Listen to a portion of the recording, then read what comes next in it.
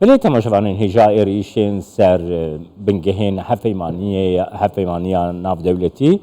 لروجاوایی کردستانی هروها لسوریه رزگار قاسم نونری مسدلا آلمانیا و سروکی تفگران نوجن کردستانی جه دورتموند مهوانی من سلاف بوده که رزگار که رزگار نها اف ایریشین کل سر بنگهین هزن هفیمانان تینه کرن يعني ريخستنك بناوي مقاومة إسلامية عراقي دقري سرخوة إيران جي دبيجي تو بيونديا من لقلنينا قر في روشي تجمرة بنرخينا الدس بيكيدا بله وار باش بيگومان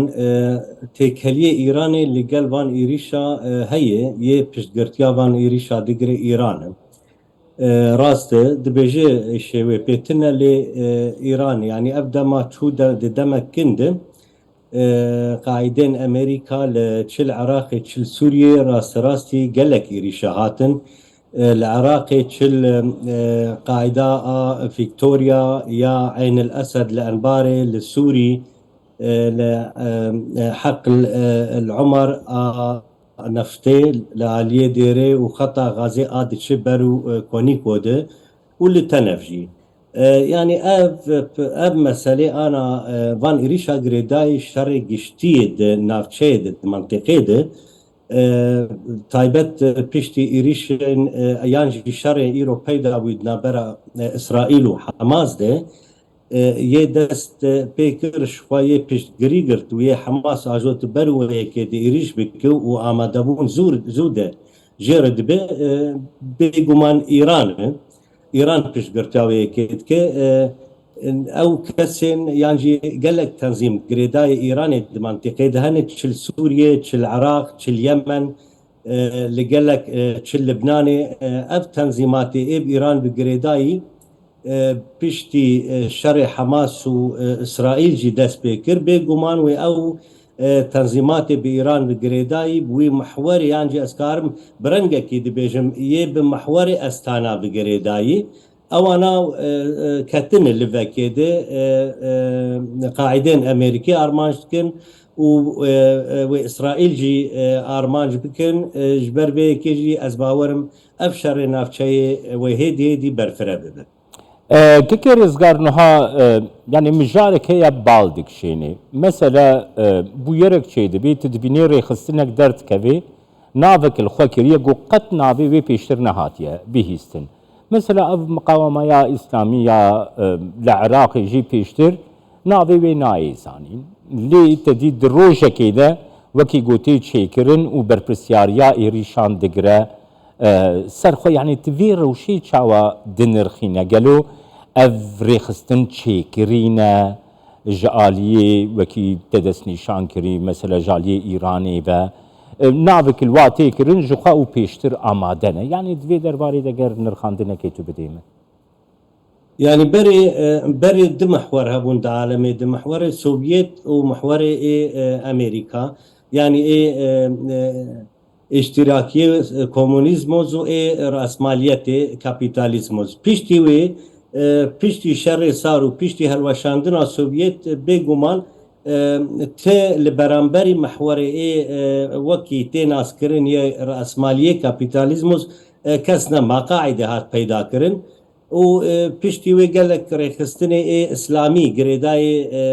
دناب کبانو که کدام کار بیجن گریدای اسلام سنه آلية سنة بقريدايش قاعدة بقر حتى داعش ردر حتى داعش إيرو يعني اف جروبين اسلامي راست وكانا واماجا بيكر تننه نابي وان تنه لي بندهاوي وسياسة جير هاتي دانين جالية ايراني بي جالية استخبارات تركيا بي جالية روسا بي يعني ديسا ازيبيجم جمحالية محوري استانا قال لك جروب يعني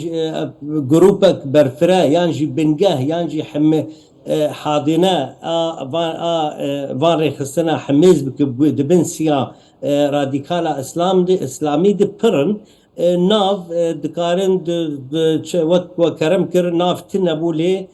ناف جنابا بيت الجموان تند كان پیدا بكن ليه اساس نأب جروبن يا اساس ايرو دس بفي شريدك دس بفان ايري شادك في كي بلان جير داتينو بلان سازي كي وي بزانبون هي دكافي خلقا محوري شري برفرد د منطقه د دنارين عمد كواليسيونا اد بالنافي محوري استانا د تي خوياكرن و تي ديار كرن هک چاوا بریجی کار لسروی کید کرن و ایرو برنگه کی پراکتیک پیکتینن اف نوانا وک عادات پیکتینن کەکی ڕزگار ئانگ و ئەv ێریشێن و vê dawiyê têkirin wekî ku te kerem kirî got zêde jî bûne girêdayî şerê li Xezayê navbêna Hemas û İsraîlê de ye tu çawa dibîne Yani de narina mı de ev mesela di sazeveye ki bejim beremil ser ekrana televizyon hava ve televizyonu diji got me amaca bu ki kir rojelata navini mazın gavra yanji pişti ve bunu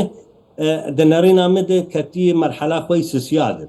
Em merhala sosiya ve geleki hasım be jiber مرحلة كي عراقي دست بيكر مرحلة دواج سوريا دست بيكر مرحلة سيسيا أنا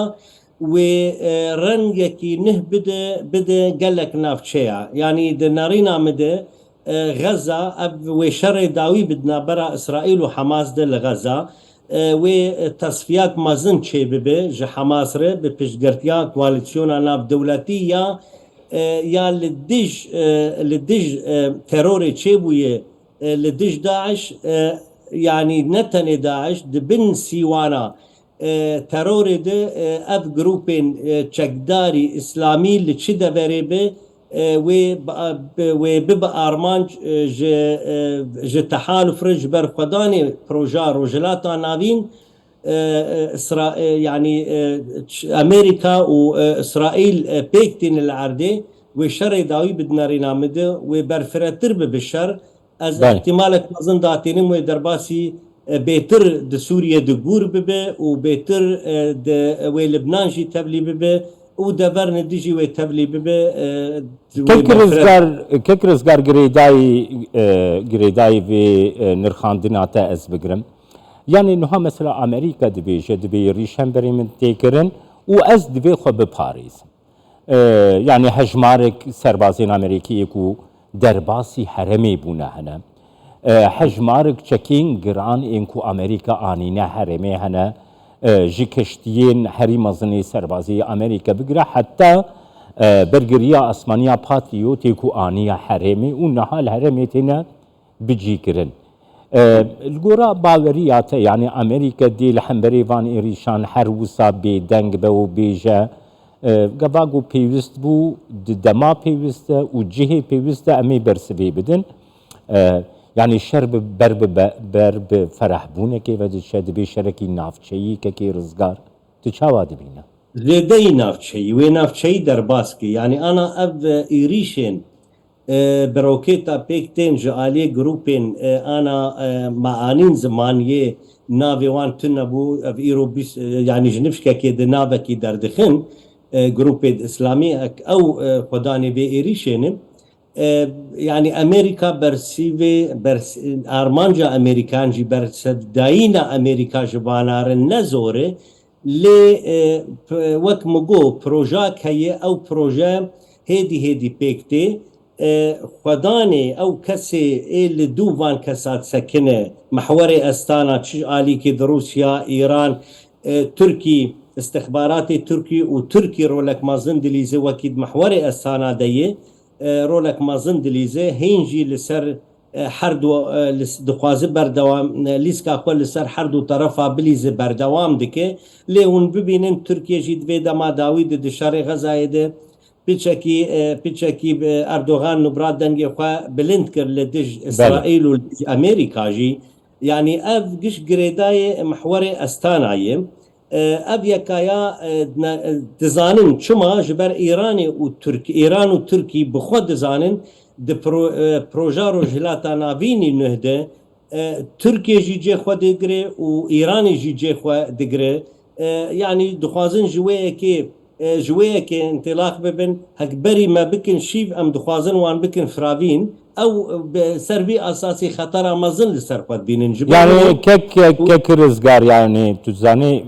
tam pirsê got ez dixwazim bikim tu tê ser wê ne rêjî ji min re diveke got ez wê pirsê temam bikim yani ev peywendiyên berferehtir kûrtir ku niha di navbêna Tehran û Enqereyê de çê dibin gora bahweriya te yani amedekariyeke ku ev her du welat her du dewlet beramberî var û danên heremê xwedî yek helwêst bin îro tu dizanî Abdullahyan li Enqere bû di var rojên nêzik de jî Serokkomarê İranî reîsî seredana Tirkiyedeke dîtina te li ser وەک ئانەمانی زمان ئیران و تورکیە ئەف هەردوو دەولەتێ مارقن هەردوو دەولەتێ خۆدان لە تەرۆرێ دەردکەون تەرۆرێ ئەو بخوا تەرۆرێ دکن و تەرۆرێ چێ دکن و تەرۆرێ دەردخنش دەربی مانتیقێژی نەتەنێل مانتیقێژ دەربی مانتیقێژی چ ئیران چ تورکیە بگەلک جارە هونجی دزانن گەلک جارە حتا ئەوروپای هات تهدید کردن حتى أوروبا تهديد كرن بجروب وبخليين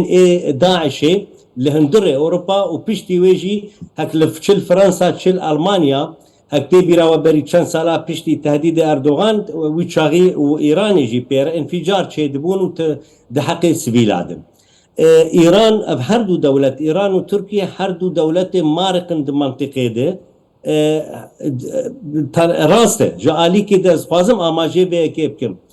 دو پروژه انا د منطقه د دی سازه بیجم سه پروژه هنه دو پروژه هفدو د دیرو که د دمات بنر هفدو ناگرن پروژه آ شیعی صفوی و پروژه آ سنی عثمانی هفدو ناگره د تاریخ شر هفتکن لی ایرو پروژه سسیا آهاتی منطقه آج عراقي دست بيكر قناغا دوا درباسي سوريا بو قناغا سسيانا تصفيا غزاية وحماسة وبرفرتر ببم ادوه كده اب پروژا سسيا يا روجلاتانا بينينو هشتيه هك كبنه پرستين پیخواسين ايج آسيا نابين هاتنه بإيرانياره بطهران انقرة وطهران هك ببنيك جبو لدج وان گوهرتنه و پیشکتن و گوهرتنه منطقه چه بجبر دزانن و در بایک مازن به روشا دستهلاتداری یانجی کولونیالیزم او دکن لسر کردستانه و لسر گلن ده اید منطقه ده چل ایرانی هم جماریان نتوان هیه جبلی کردستانه و روجلات کردستانه و جبلی باکور کردستانه ید من دستی ترکیه ده اموالاتین دهنه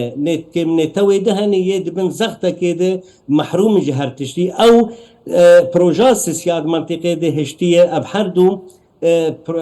ایران و ترکیه ایرو ببینید و التجوان پروژه در کردن به پیشگرتیا روسیای یه دبنسیا دیسازه بیجن محور استانا دوی کاریوان بردوام باشا كيكي رزقار يعني اف مشاركو تا مثلا نرخاندنها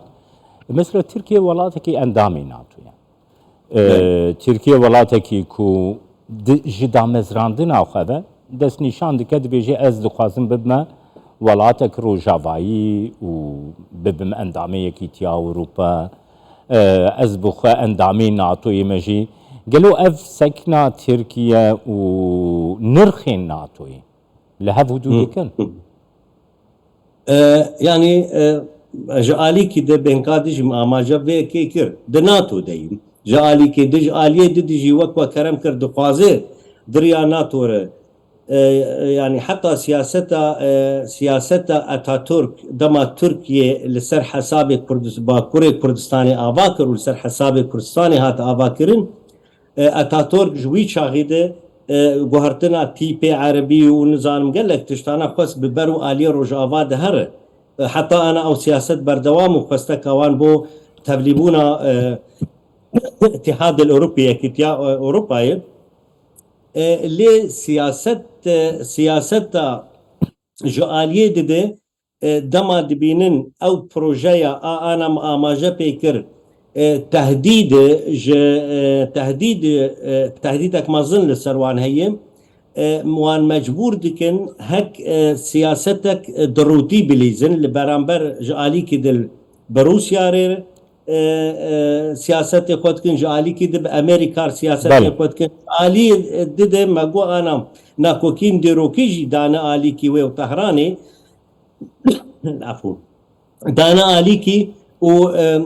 اوجی هب گرتنک مازن دبن سیاستانا دد نابراوان دهیم بله. سیاست ابه استراتیجی مثلا جبو مسئله استراتیجی دکارن